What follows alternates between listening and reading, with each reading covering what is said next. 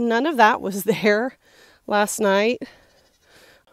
All of the white-tipped trees are, because it got warm enough yesterday that some of this snow started to melt and the condensation became a fog overnight. And as it got up into the trees, it froze. But boy, it is beautiful. We're finally going to be getting out of freezing temperatures today. It's going to get to 33 degrees. When the peak of this vortex hit, it was -10 here registered, and the feel-like conditions were like -36, and it felt like -36. Like, don't let any of your skin show if you can avoid it type cold. But today it's kind of funny because the frost is just kind of doing a wonky thing, like all the way through, doing these little, just looks like we've got a sticker bush. It's pretty neat.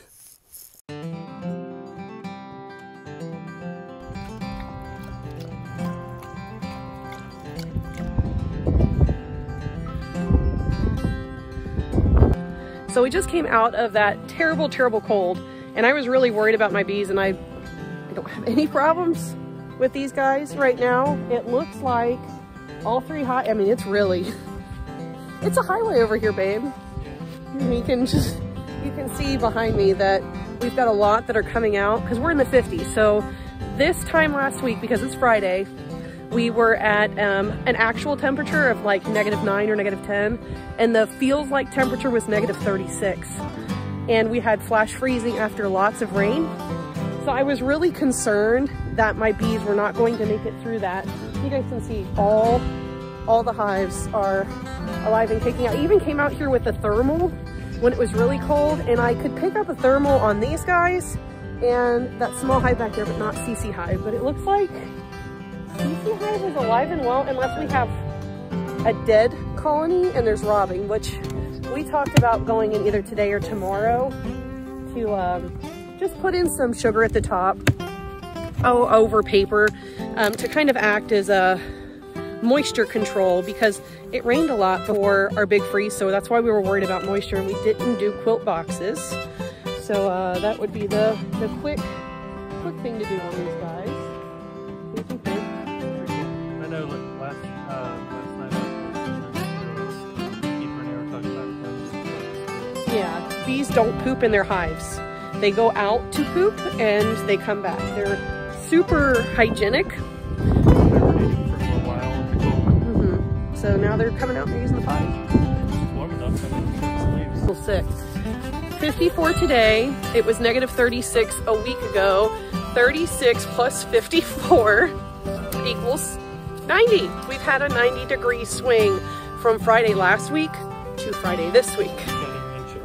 Counting wind chill.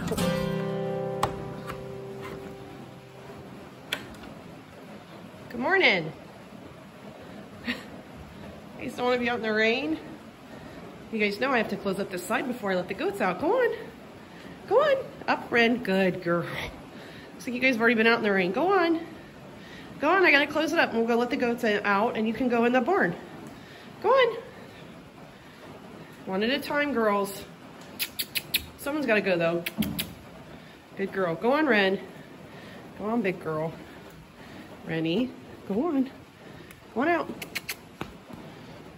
Good girl. Come on. Ren. Go on, Ren. Go on, Ren. I know, you don't want to...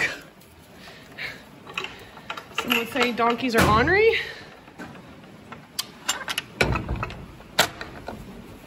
We've been using our kidding side of our barn during the winter time to let the donkeys have their own space to eat and relax and not be on top of the goats, because they're quite a bit bigger. And when there's cold weather, they tend to all want to snuggle in, and sometimes big donkeys don't feel little goats underneath of them. So they've been over there, and it's our crew of miscreants. So it's good to see that our wanting to put back those spent corn stalks actually came in good use. The goats are really enjoying them today, and even the donkeys are enjoying them. I try to spread it out because there's been everybody here, mostly everybody, is pregnant, so I don't really need them jostling or pushing each other around and possibly causing miscarriages. But it's nice because we're here in the very beginning of January, and you can tell behind me it's starting to get cold. We're past the Arctic. We had 60s last weekend, and now we're back to 30s. But everything is very bare. It will be a while before we have a lot of good forage available. And since we're really wanting to try our hands at tree fodder and different fodders to put up for these guys this upcoming year, I figured these corn stalks would be a great way to test how valued it would be. And nutritionally for some of these young goats and these pregnant does, it's some nice forage that they use to kind of enrich their lives, but also might add to their diet a couple of nutritional values that they probably aren't getting just from browse or maybe even the hay. So it's just good to kind of diversify. Squeaky's going to follow me in and ask to be let in the house. It's not going to happen. I'm on lunch break, baby. So we do have that going on. Goodness, guys, go eat your... No. Go eat your fodder. Go eat your fodder. You guys don't need to be in here. You guys don't need to be in here. I've only got one hand, too. Viola. Guys, go get it. Go get your food. Nobody... I'm not getting you anything else for a little while. They're mad because they went through their hay bale. And they'll get another hay bale later. Just trying to slow down the consumption of hay. We do have all that still in there, but... try to make sure they have access to it nonstop in the wintertime because they don't have forage. But then my pocketbook starts hurting, and then I start seeing the prices of hay right now, and we're just going through it a little bit quicker than I thought, which is because I have continuously been going into these winters with more goats than I started from the last winter. So just something I need to be thinking about as a good steward over my herd is how many can I successfully take into winter, and being able to think how much I actually need, which we always end up buying extra hay. So we always have extra hay at the end of the year. But if your herd keeps growing, that extra hay gets a little less and less, especially since we didn't have that great of a growing season here for hay, and the cost of feed is going up, which is making everybody kind of push for new and different ways to feed and supplement their herds without hurting their pocketbooks too much, because they're aching. The pocketbook is aching. Is it dinner time, boys? Is it dinner time? Yeah. Finally getting back to work on the duck pen. Oh, on the coldest day of the year so far. Yeah, you guys we lost our key. You guys like our new key? We have a new key. A new key. Screwdriver. It works. Hey, whatever works. That's homestead ingenuity right there. So as you guys can see, we have started back on the duck pen. It's only been like a year since we last worked on it again, but this Premier 1 has made it to where we actually can wait that long. But been messing around on the tractor auger. Hopefully we've figured out some things and got a couple more tricks of the trade to help us get this done. But the duckies are excited at the thought of being able to finish, because we've got 2 posts in right here, and I think we've only got 3 more.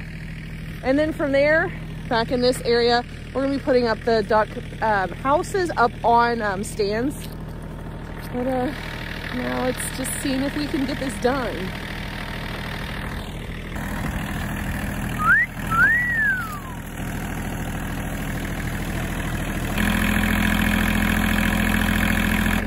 So some new things that we've learned actually using the auger on this tractor is that there's this little switch underneath the seat.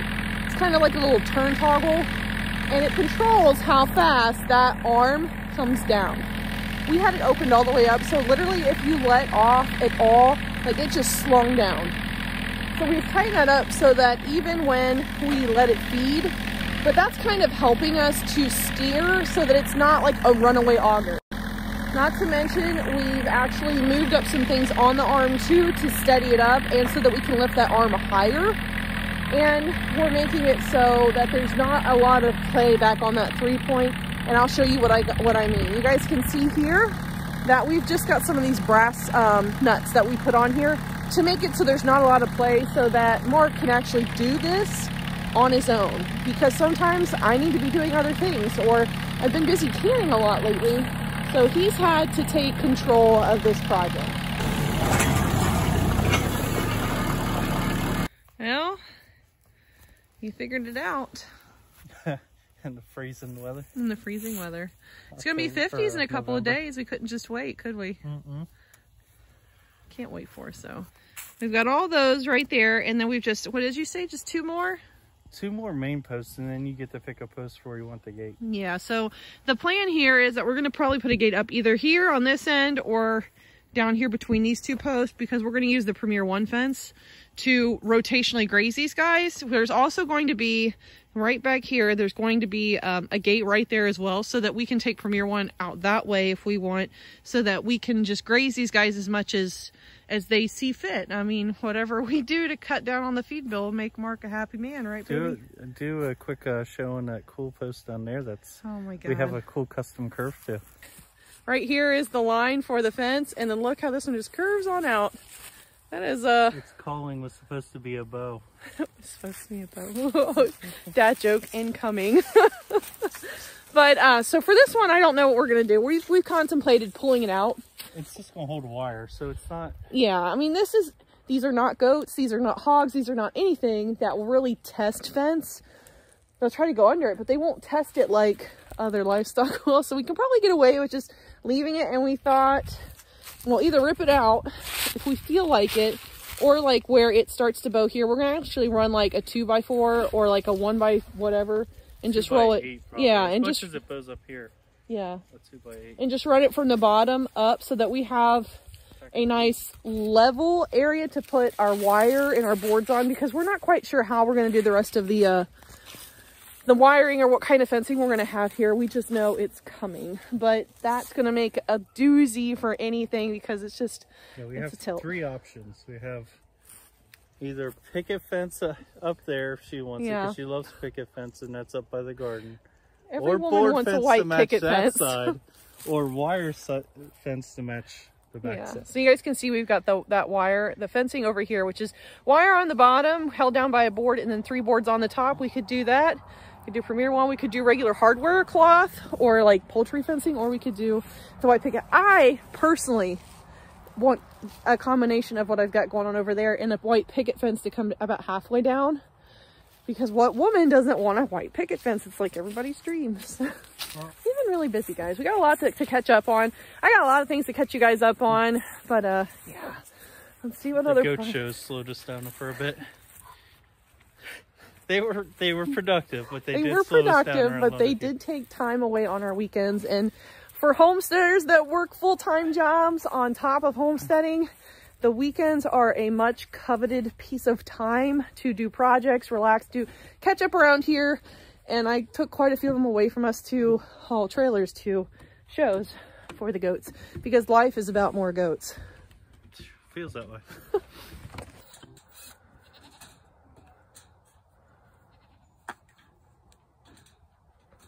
Are you enjoying your helper? Yeah. What do you do to those? Bunch of screws in that, but he still knocks the boards off. And he bent the hinges. What? This little guy does not stop. And he smells like pee.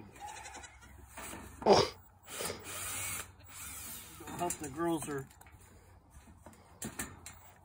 excited to see him. When you act like that, who wouldn't?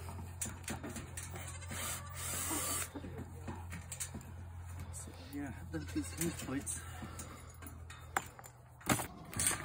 Why can't you leave it alone? So some of you might be wondering, how is Squeakers the goat doing? The one that I brought back from the dead? She's doing pretty good. Just hanging out with me. Everybody needs to take a rest every now and then.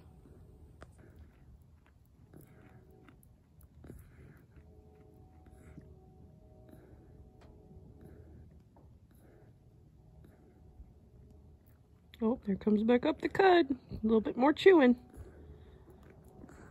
You like chewing your cud? Oh, what are you gonna rub on me for? Huh? You wiping your cud on me?